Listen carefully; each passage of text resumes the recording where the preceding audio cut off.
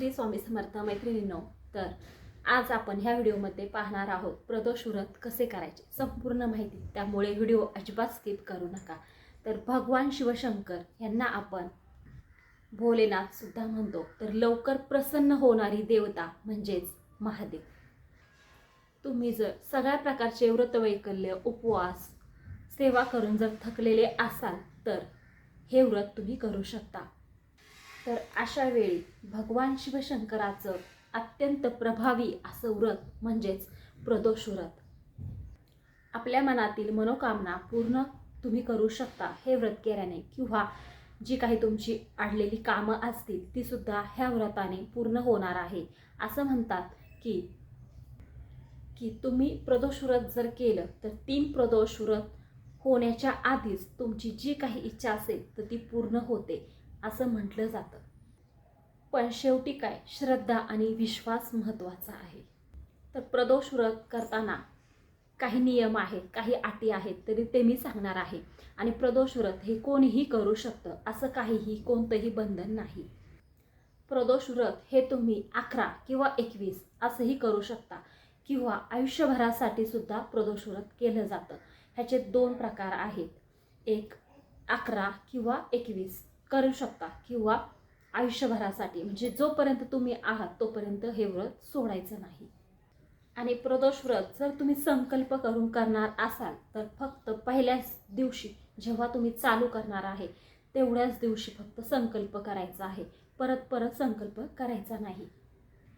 तर प्रदोष व्रतामध्ये उपवास असतो, तर ह्या व्रतामध्ये भगर, आता बऱ्याच भागामध्ये ह्याला वरई सुद्धा म्हणतात, तर ही वरई चालत नाही, खिचडी पण चालत नाही। शक्यतो जे तुम्ही 11 किंवा 21 उपवास करणार आहे तर त्या उपवासामध्ये म्हणजे त्या व्रतामध्ये तुम्ही फक्त फळं खायची आहे, किंवा दूध घ्यायचं आहे, किंवा पाणी। काही लोक तर फक्त पाणी पिऊनच उपवास धरतात आणि संध्याकाळी सोडतात। आणि उपवासाच्या दिवशी काय करायचं तर ते सांगते। जेव्हा पहिल्या दिवशी तुम्ही जे उपवास सोडायला बनवणार आहे तेच तुम्हाला 21 व्रत होस्तोपर्यंत किंवा 11 व्रत पूर्ण होस्तोपर्यंत तेच नैवेद्यासाठी बनवायचं आहे। म्हणजे समजा जर आज प्रदोष व्रताला तुम्ही सुरुवात केली आहे, आजचा पहिला दिवस आहे, तर आज जर तुम्ही खीर चपाती केली तर तुमचे 21 प्रदोष व्रत पूर्ण होस्तोपर्यंत तुम्हाला नैवेद्यासाठी खीर चपातीचाच नैवेद्य दाखवायचा आहे। आणि ह्या व्रतामध्ये कांदा लसूण अजिबात खायचं नाही, आणि उपवासामध्ये तिखट मिठाचं अजिबात खायचं नाही। म्हणूनच सांगितलं की फळं आणि दूध वगैरे हे तुम्ही खाऊ शकता। तर प्रदोष व्रताची पूजा मांडणी कशी करायची, तर तुम्ही प्रदोष व्रत करताना वेगळी सुद्धा पूजा मांडू शकता पाटावरती, किंवा मंदिरामध्ये प्रत्येकाच्या शिवलिंग हे असतंच, तर तिथे जरी पूजा केली तरी पण चालते। तर शिवलिंगावरती अभिषेक कसा घालायचा, तर शिवलिंगावरती अगोदर पाण्याने अभिषेक घालायचा, नंतर दुधाने, नंतर परत पाण्याने असा अभिषेक घालून घ्यायचा। नंतर शिवलिंगाला पांढरा भस्म लावायचा आहे, पांढरं चंदन लावायचं आहे, धोत्र्याचं फूल व्हायचं आहे, बेलपत्र व्हायचं आहे, आणि पांढरी फुलं जी मिळतात ती सुद्धा व्हायची आहे। भगवान शंकरांना अखंड पांढऱ्या अक्षदा अर्पण करायच्या, आणि कापसाची माळ ही सुद्धा अर्पण करायची। आणि पिंडीला म्हणजेच शिवलिंगाला नैवेद्य दाखवायचा आहे। नैवेद्य म्हणजे काय, सकाळी जे आपण खाणार आहे फळं वगैरे त्याचंच नैवेद्य दाखवायचं आहे, आणि आपण दिवसभर उपवास धरायचा आहे, संध्याकाळी जे काही आपण बनवणार आहे त्याचंच नैवेद्य दाखवायचं आहे। आता प्रदोष काळ नेमका ओळखायचा तरी कधी, तर जेव्हा सूर्य मावळतो त्याच्या 45 मिनिटं आधी, आणि जेव्हा सूर्य मावळला त्याच्यानंतरचा 45 मिनिटं हा जो काळ आहे त्याला प्रदोष काळ असं म्हणतात। तर ह्या कालावधीमध्ये तुम्हाला जर शक्य झालं तर महादेवाच्या मंदिरात जाऊन तुम्हाला 1 तांब्या पाणी हे शिवलिंगावरती घालायचं आहे, बेलपत्र व्हायची आहे। आता पूजा मांडणी कशी करायची,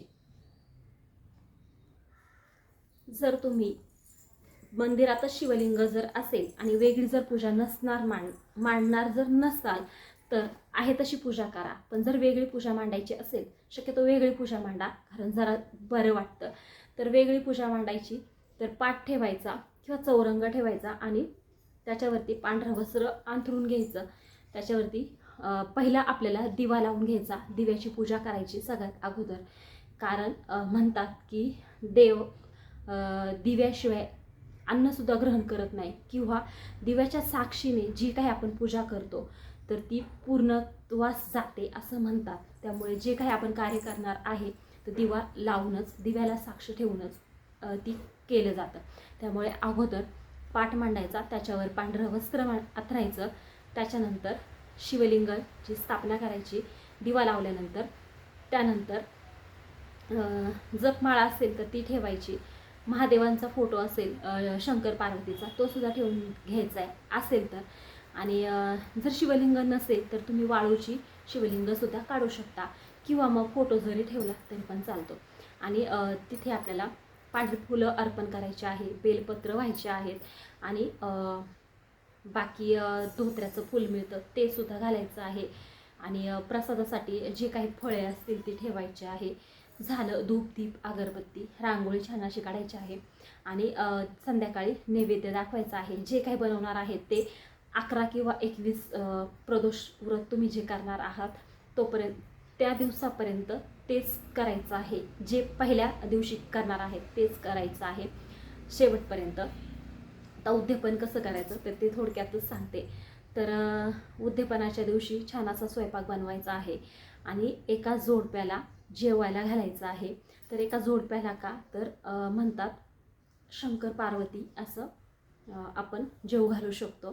तर त्यांना सुद्धा कपाळाला भस्म लावायचं आहे, आणि ज्या काही लेडीज असतील त्यांना हळदी कुंकू लावायचं आहे, आणि छान असं त्यांना बसायला टाकायचं आहे. ताट करायचं, जेवायला वाढायचं. त्यानंतर तुम्ही त्यांना काहीतरी पांढरं वस्त्र, म्हणजे आता बघा कापड मिळतं, शर्ट पीस किंवा पॅन्ट पीस असं कापड मिळतं, तर ते तुम्ही त्यांना, ते जेंट्स असेल त्यांना ते द्यायचं आहे, आणि स्त्री असेल तर त्यांची ओटी भरायची आहे. पीस आणि नारळ किंवा साडीसुद्धा तुम्ही देऊ शकता. आणि जेव्हा तुम्ही प्रदोष व्रत करणार आहात तर तुम्ही पांढरं वस्त्र परिधान करूनच प्रदोष व्रत करू शकता. कारण तुम्हाला तर सगळ्यांना माहिती आहे शंकराचा आवडता कलर आहे पांढरं. त्याच्यामुळे इतर आता जे श्रावण महिन्यात जे सोमवार असतात तेव्हा सुद्धा बायका पांढऱ्या साड्या घालून पूजा केली जाते. म्हणजे साड्या घालून पूजेला बसतात, पूजा केली जाते श्रावण महिन्यांमध्ये. बरेच 16 सोमवारचे व्रत केले जातात ह्या श्रावण महिन्यांमध्ये. प्रदोष व्रत केले जातात, अखंड पण केले जातात. जोपर्यंत आपण आहेत तोपर्यंत प्रदोष व्रत तुम्ही करू शकता. तर नसेल शक्य तर तुम्ही 11 किंवा 21 ह्या पद्धतीत सुद्धा करू शकता. आता त्या जोडप्यांना छान असं द्यायचं आहे आपल्याला कापड वगैरे, मगाशीच सांगितलं. तर ते देऊन झाल्यावर त्यांना नमस्कार करायचा. झालं. उद्यापन एकदम सोपं आहे, काहीसुद्धा याच्यात अवघड नाही. आणि एकदा करून बघा आणि छान असा अनुभव घ्या. आणि म्हणतात की भोले शंकर का म्हणतात, कारण आपल्या ज्या काही इच्छा असतात ते लवकर ते पूर्ण करतात. त्यामुळे जर तुम्ही इतर व्रतवैकल्य करून जर थकला असाल तर हे व्रत नक्कीच करा आणि अनुभव घ्या. तर माहिती आवडली असेल तर चॅनलला सबस्क्राईब नक्की करा. धन्यवाद.